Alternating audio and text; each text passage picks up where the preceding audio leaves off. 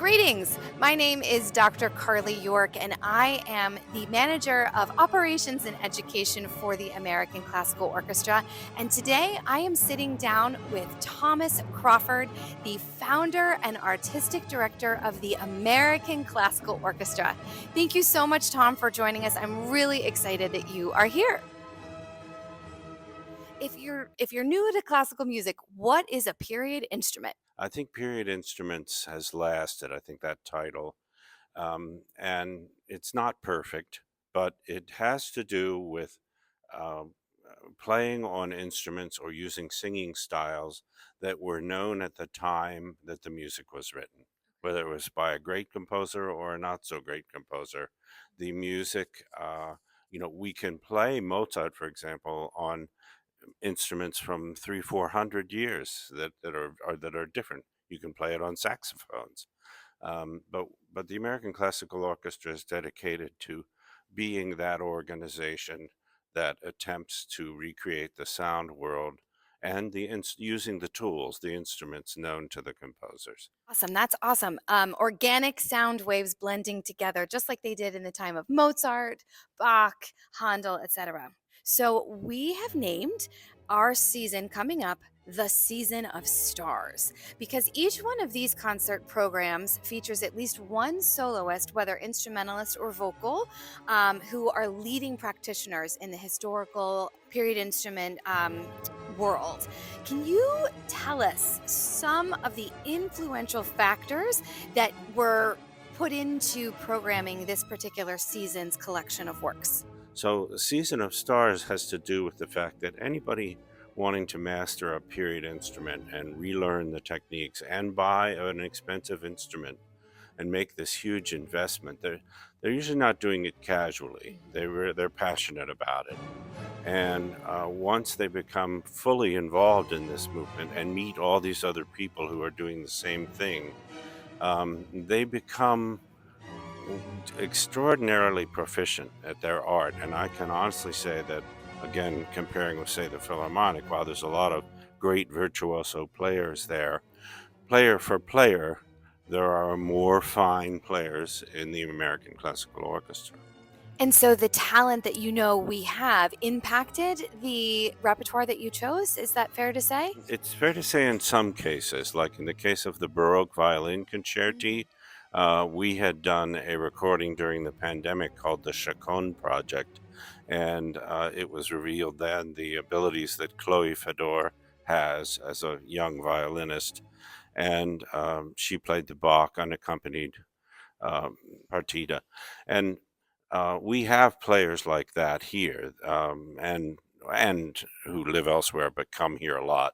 So I decided to put together for that four different violinists playing four different violin concertos. It'll be a real feast of violin lovers. So, continuing on with this season, you have actually chosen some very unique locations. We're actually in one of our concert venues right now, and you can see the beautiful Rococo decor, which one of our concerts is actually called Rococo Repast. What were some of the factors that you considered when selecting our concert venue? And how do you think concert venues actually impact the way that people, audience members will receive the music? Looking for beauty, Mm. places that are beautiful. That's always a goal. It's a primary driver for me. And then people like to go to different places. In the case of where we are right now, the Metropolitan Club, it's a 19th century building. It's a membership club, so not everybody would get to come here normally. So doing a chamber concert here in one of the salon rooms is about as close as we can get in New York City to what a salon would have been like in Mozart's time. It's a room that will seat 75 to 100 people. These are music rooms that are ideal for period instruments. Acoustics is a major, major issue with period instruments. And while we can't say that the acoustic in most of these places is as good as the acoustic in comparable places in Europe, we can say that the acoustic is acceptable and is allows you to hear the music up close and personal. and period instruments benefit enormously from that, much more so than modern instruments. That's fascinating that not only are you seeking beautiful locations, you're seeking acoustically friendly for our period instrument locations for these concerts. So, Tom, are there any works in this season that you think will surprise or shock concert goers? Maybe they'll hear something they haven't heard before. Can you give us some secrets? This is actually a reasonably conventional season. I'm very excited about it because of the different venues, because of the different combinations of instruments, and because of some jaw-dropping soloists we're going to have this year. But there is one piece by Handel, um, Il Delirio Amoroso, which uh, Handel wrote sort of concert arias or arias that may have been used in his operas but never made it, or he would write them just for a salon experience for someone who commissioned them. And we have a number of these, and I have never done any of them.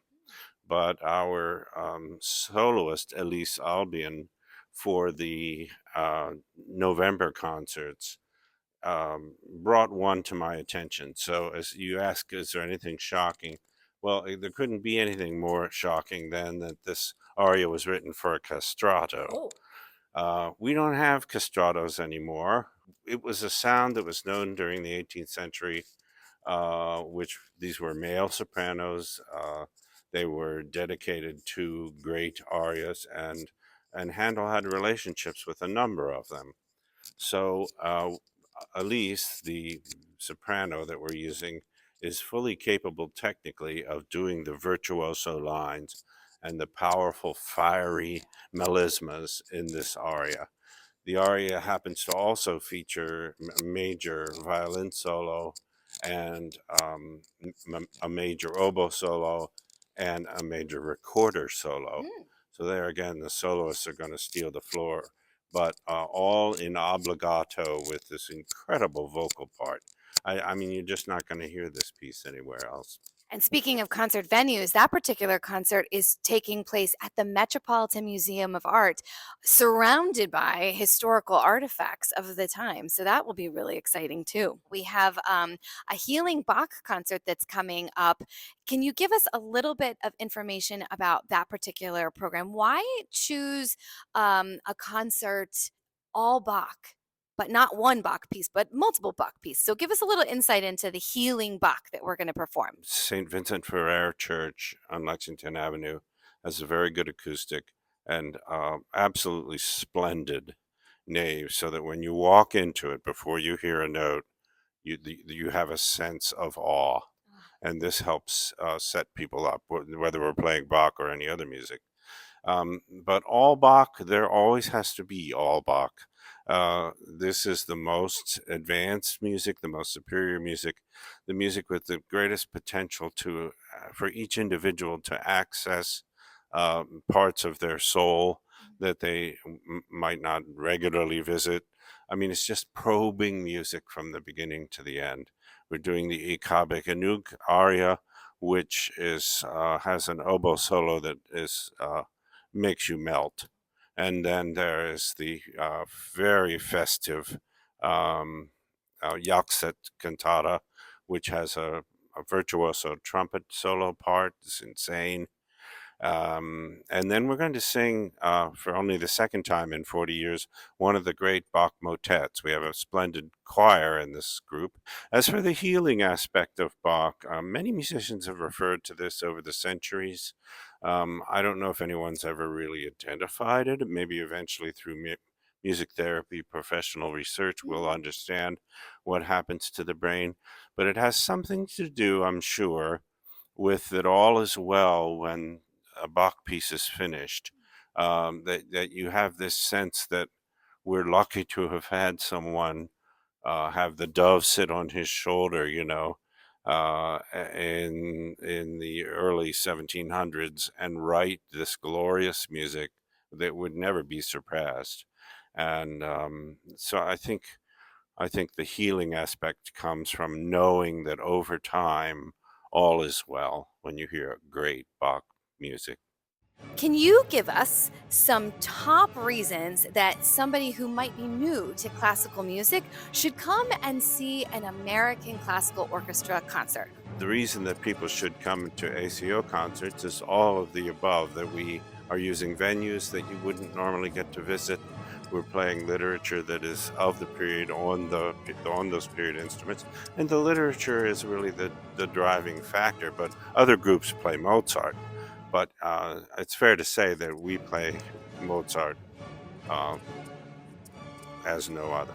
And thank you so much for taking the time to speak with us today. I'm really excited to hear our 41st season and be in beautiful venues like this. And I hope that you will join Thomas Crawford of the American Classical Orchestra for season 41 in New York City.